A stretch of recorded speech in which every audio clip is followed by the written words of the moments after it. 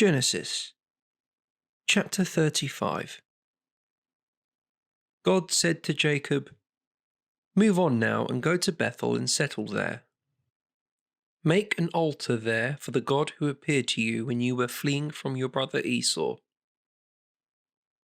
Jacob said to his family and to all who were with him, "Get rid of the foreign gods you have with you. Wash and change your clothes. We must move on and go to Bethel. There I will make an altar for the God who heard me when I was in distress and gave me his help on the journey I made." They gave Jacob all the foreign gods in their possession and the earrings that they were wearing. Jacob buried them under the oak tree near Shechem. They broke camp. A divine terror struck the towns round about, and no one pursued the sons of Jacob. When Jacob arrived at Luz in the land of Canaan, Bethel in other words, and all the people with him, he built an altar there, giving the place the name Bethel, because it was there that God had appeared to him when he was fleeing from his brother. Deborah, who had been Rebekah's nurse, died and was buried below Bethel, under the oak tree, so they named it the Oak of Tears. Once more God appeared to Jacob on his return from Padan Aram and blessed him. God said to him, "Your name is Jacob, but from now on you shall be named not Jacob, but Israel." Accordingly, they named him Israel. God said to him, "I am El Shaddai. Be fruitful and multiply. A nation, indeed a group of nations, shall descend from you. Even kings shall be numbered among your descendants.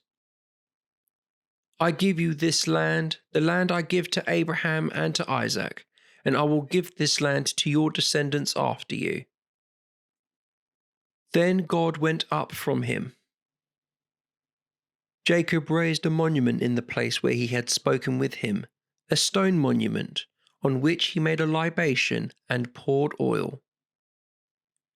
Jacob named the place Bethel, where God had spoken with him. They left Bethel, and while they were still some distance from Ephrath, Rachel began to be in labour, and her pains were severe. But in her difficult delivery the midwife said to her, "Do not be afraid, you have another son here." At the moment when she breathed her last, for she was dying, she named him Benoni. His father, however, named him Benjamin. So Rachel died and was buried on the road to Ephrath at Bethlehem. Jacob raised a monument on her grave, and this is the monument of the tomb of Rachel, which is still there today. Israel left and pitched his tent beyond Migdal Eder. While Israel was living in that district, Reuben went and slept with Bilhah, his father's concubine, and Israel learned of it. Jacob's sons numbered 12. The sons of Leah, Jacob's eldest son Reuben, then Simeon, Levi, Judah, Issachar, and Zebulun. The sons of Rachel, Joseph and Benjamin. The sons of Bilhah, Rachel's slave girl, Dan and Naphtali. The sons of Zilpah, Leah's slave girl, Gad and Asher. These are the sons born to Jacob in Padan Aram.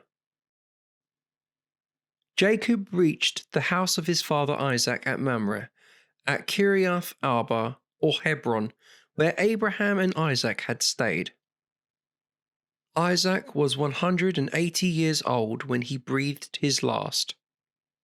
He died and was gathered to his people, an old man who had enjoyed his full span of life. His sons Esau and Jacob buried him.